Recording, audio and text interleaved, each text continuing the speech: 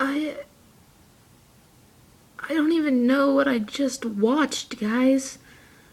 Holy. I feel like I got beat by a sledgehammer. I doubt that's any worse. That's even compared to how Cora feels right now, but holy. I don't even. God, that last episode. I mean, the first one, it had me on the edge of my seat and stuff, but this one. God, this just. So, I guess for those of you who haven't guessed what I'm talking about now, holy shoot. I'm talking about the freaking Book 3 finale of Legend of Korra, Enter the Void, and Venom of the Red Lotus. And oh, I had all these notes. I had all these freaking notes prepared for this episode. These 2 episodes. I had them all prepared. I wrote everything that happened down, and I just now they mean nothing. This whole break took this to a whole new level. Good God. Okay, I'm gonna try to start from the beginning. I want to first point out that Tenzin isn't dead, which I was very excited about. And then I can't even. Korra decides to turn herself in. They come up with a plan. We have a Pali and Zahir moment that just makes me. That was beautiful. That was a beautiful moment for those two. It wasn't even. I don't like romantic stuff that much. Like, I see romance in a TV show and I immediately roll my eyes. But here, I felt for these two. I was like, holy crap, you've done all these horrible things, and yet I root for your romance here. And so okay guys, spoilers are happening, so if you haven't seen this episode, don't even get on my tail, because I warned you. When Pali dies, and Zahir, oh my, it's not even like an overdone emotion that he shows. He just he looks like he's going to go help her, and then he realizes she's gone, and he's like, for a moment there, he doesn't do anything, and you're like, oh. And you realize that Pali was the thing that was keeping him attached to the earth and not allowing him to fly.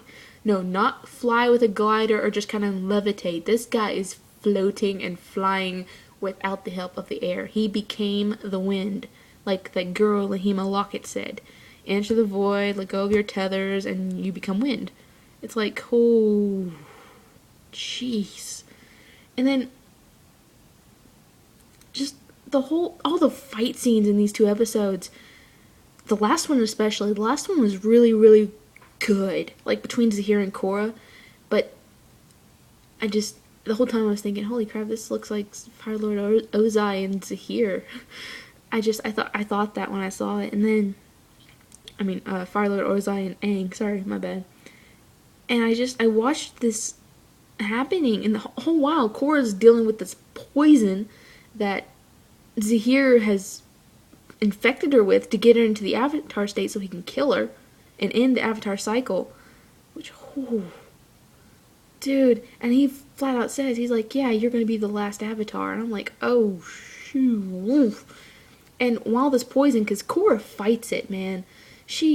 I am so impressed with Korra right now. I bow down to her greatness, because holy crap, they poison her to get her to the Avatar state, and they explain this to her, and so she fights going into the Avatar state to protect herself.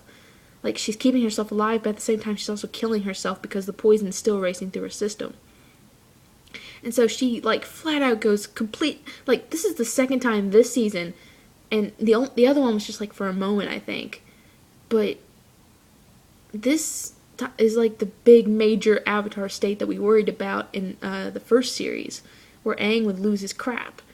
This is this Avatar state. She flat out just tries to kill Zahir. It's I don't even, and all the while this poison's in her veins, and she just like, at one point she's fighting him and she just kind of, she stumbles and she falls because the poison's killing her.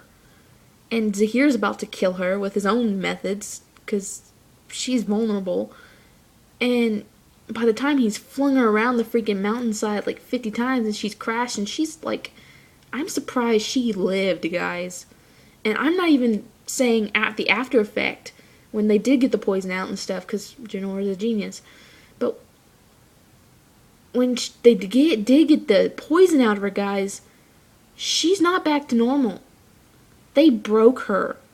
Like, and it's not even a happy ending either. Like, there's a little bit of a, a kind of, it's a bittersweet kind of, because Janora does get her tattoos and it's a good ceremony, but at the end, the last shot of this season is Cora crying. Like, she has a tear, and it's awful.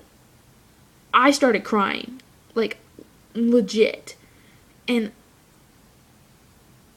see, I had all these notes, and now the only thing I want to talk about is the freaking how Bryke just, like, blew us away, and I don't even know, guys. Like, this, oh, God. I'm dreading I'm excited for it, but I'm dreading it because we gotta see that recovery.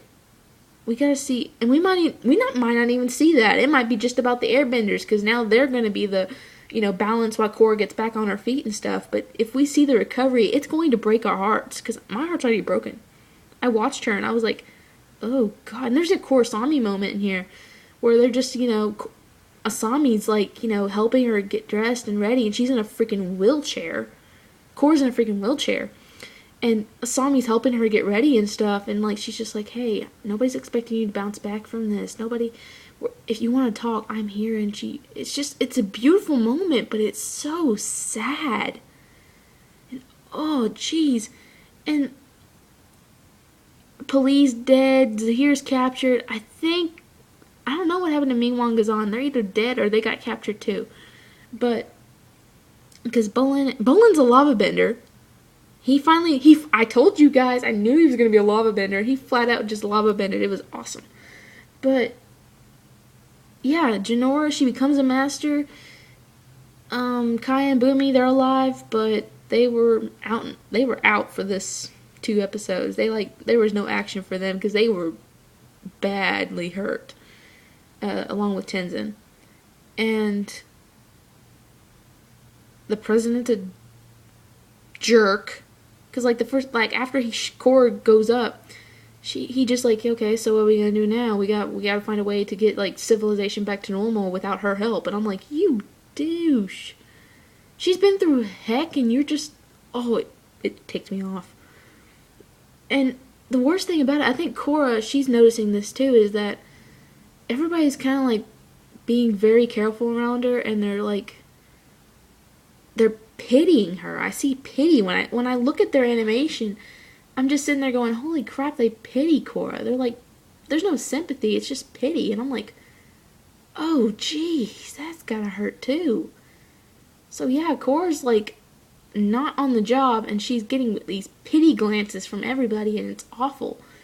Yeah, I was sad when Pali died. I was like, oh, okay, I kind of liked her. Especially when they throw in that last bit of backstory. Dude, this episode just played, these 2 episodes just played with my emotions. They ground them out. And when Cora's fighting the poison, before she breaks loose and goes BA on everybody's butt, while she's trying to fight the Avatar State and the poison at the same time, she's looking around at the Red Lotus members, and she's having this delusion where Zahir, his face turned into a Mon, and he's like, I told you the Avatar was, the era of the Avatar was ended. And then she looks over at Gazan, and he turned into her uncle, Unalak, and he's like, I basically the same thing, I told you the era of the Avatar was over. And then she sees Vatu, Ming-Hua turned into Vatu, and he's like, I am stronger now than ever, just let go. And she just hears let go about 1,000 times. And that is a messed up scene. Don't get me wrong, guys. These episodes were awesome, but they are the most depressing TV show episodes I have ever watched in my life. This is the reason. I don't care about ratings. Ratings, they can give the ratings excuse all they want, but this is the reason it's no longer on TV. That was some freaking dark crap that just happened. And I might even watch it again just to see if I missed anything, because holy crap, it was a lot. So yeah, guys, I like these episodes. I'm sorry, most of it was just me talking about Korra's emotion state and not really going into any of the details, but after what I just watched, I think I'm allowed not to talk about anything else but Korra. And jeez. I have an idea that the next season's going to be entitled Rebirth, but it could be anything else. I thought that would be fitting. My friend even thinks so, but jeez. So that was the finale of Legend of Korra Book 3. Now we gotta wait a while for Book 4, and we gotta see if God, that's gonna be a rough season, especially if it starts out exactly where it left off. I hope a little bit of time has passed, like maybe a couple weeks or so, because, oh God, that was rough. Anyway, guys, I might do a video in between seasons for something else, but for now, this is the last you'll hear of me until Book 4. I have nothing else planned. Okay, for Book 3, BG Shine Avatar is signing out. Peace.